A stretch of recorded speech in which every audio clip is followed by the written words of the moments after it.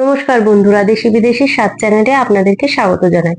বন্ধুরা, আজকে আমরা পমফ্রেট মাছের একটা নতুন ধরনের রেসিপি আপনাদের সামনে নিয়ে চলে এসেছি। আজকে আমরা বানাবো পমফ্রেট ফ্রাই, কিন্তু একটু অন্য ধরনের। বন্ধুরা, এই রেসিপিটা চটজলদি হয়ে যায়, সময় আর উপকরণ খুবই কম লাগে। তো আসুন বন্ধুরা, দেখে নেওয়া যাক গরম গরম পমফ্রেট ফ্রাইয়ের রেসিপিটি।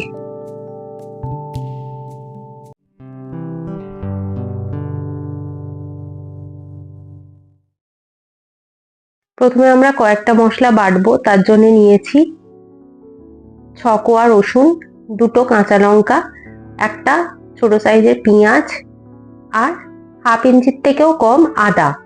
এই 4টে উপকরণকে আমরা একসাথে মিক্সিতে বেটে নেব। এখানে আমি 2টো বড় সাইজের পমফ্রেট মাছ নিয়েছি, গায়ে ছিঁড়ে নিয়েছি যাতে মশলা ভালো করে ঢোকে। এবারে আমি কয়েকটা জিনিস মেশাবো। তার জন্য আমি প্রথমে দিয়ে দিচ্ছি পমফ্রেট মাছের মধ্যে নুন। এবারে দিয়ে দেবো হলুদ গুঁড়ো। নুন আর হলুদ গুঁড়োটাকে আমরা ভালো করে পমফ্রেট মাছের গায়ে মাখিয়ে নেব।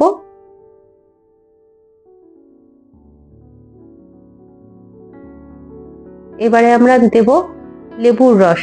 4 ভাগের 1 ভাগ লেবুর রস আমি এখানে পমফ্রেট মাছের মধ্যে দিয়ে দেবো। এবারে আমরা দিয়ে দেবো বেটে রাখা মশলা, যার মধ্যে ছিল আদা, রসুন, পেঁয়াজ, কাঁচা লঙ্কা। এবার সবকটি উপকরণ আমরা ভালো করে হাত দিয়ে চেপে চেপে পমফ্রেট মাছের গায়ে ভালো করে মাখিয়ে নেব।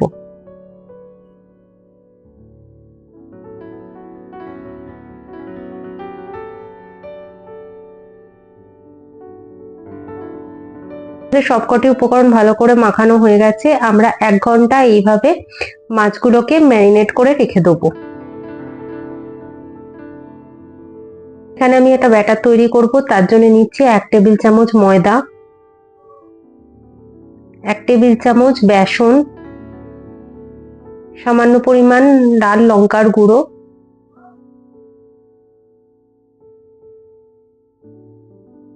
সামান্য পরিমাণ হলুদ গুঁড়ো, সামান্য পরিমাণ নুন। সবকটি উপকরণকে আমরা একসাথে ভালো করে চামচে করে মিশিয়ে নেব। এবারে আমরা নিয়ে নেব একটা ডিম।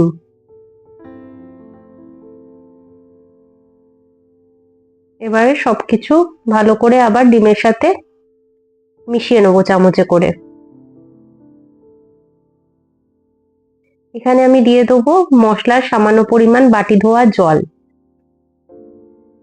এবারে আবারও আমরা ভালো করে ডিমটা মশলার সাথে ফেটিয়ে নেব।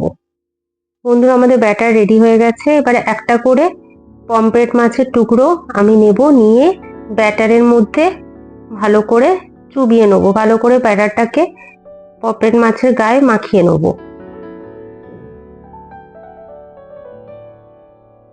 এখানে আমি প্যানেতে পরিমাণ মতো সাদা তেল দিয়ে দিয়েছি। এবারে ওই ব্যাটার মাখানো পমফ্রেট মাছগুলোকে আমরা আস্তে আস্তে সাদা তেলের মধ্যে ছেড়ে দেবো। বন্ধুরা, তেলটা প্রথমে কিন্তু আপনারা হাই ফ্লেমে গরম করে নেবেন, তারপরে মিডিয়াম টু লো ফ্লেমে পমফ্রেট মাছের টুকরোগুলোকে ভেজে নেবেন। আমি মিডিয়াম টু লো ফ্লেমেতে ভাজছি, নাহলে কিন্তু আপনার মশলা মাখানো পমফ্রেট মাছ পুড়ে যাওয়ার সম্ভাবনা থাকবে। একদিকটা হয়ে গেছে, আমি আস্তে করে পমফ্রেট মাছের টুকরোগুলোকে উল্টে দেবো।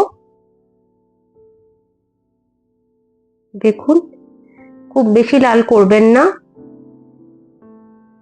ঠিক এইরকম একটা সাইড যেরকম ভাজা হয়েছে ঠিক এরকম হবে। বন্ধুরা, আমাদের দুটো সাইড ভালো করে ভাজা হয়ে গেছে পমফ্রেট মাছের। এবারে আমরা আস্তে করে তুলে অন্য পাত্রে রেখে দেবো। পমফ্রেট মাছের ফ্রাইগুলো আমরা তুলে অন্য পাত্রে রেখে দিলাম। ঠিক একইভাবে আমরা বাকি দুটো পমফ্রেট মাছের টুকরো ব্যাটারে ডুবিয়ে তেলের মধ্যে ভালো করে ভেজে নেব মিডিয়াম টু লো ফ্লেমেতে।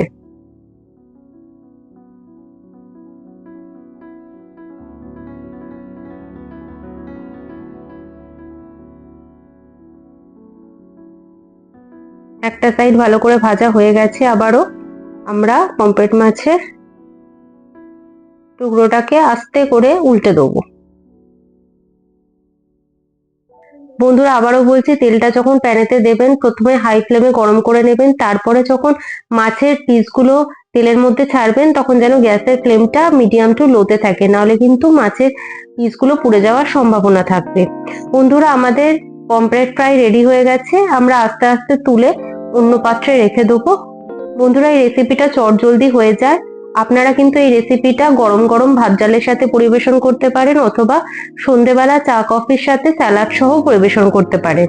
আপনারা অবশ্যই এই রেসিপিটি ঘরেতে ট্রাই করবেন আর আমাদেরকে কমেন্টে জানাবেন যে কেমন লাগলো।